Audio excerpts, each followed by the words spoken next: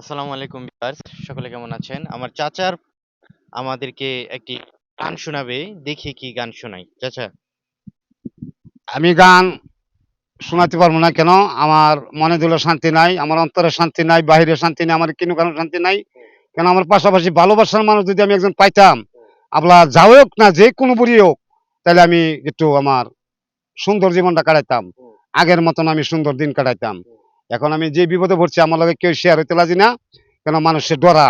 ভিক্ষা করলে ভাই 1,000, গার্মেন্টসের চাকরি করলে ভাই 25,000, আমি বিয়া হবো কেন? যদিও আমি স্বামী মরে যাবে তারপরও বিয়া হবো না, আমি বিয়ে হইব না। আর যদি বিয়া হবো, যদি স্বার্থ ছাড়া বন্ধু নাই, বন্ধু স্বার্থ ছাড়া বউ নাই। যদি টাকা পয়সা হইতো তো বেশি বেশি দিতাম, বুঝাইলে থাকতো, না হলে না থাকতো, কয়েকদিন বিয়া শাদী করে খেলাধুলা করে ছেড়ে দিতাম। তো কোনো শেয়ার আমি করতে পারি না, আমি দুর্ভাগ্য।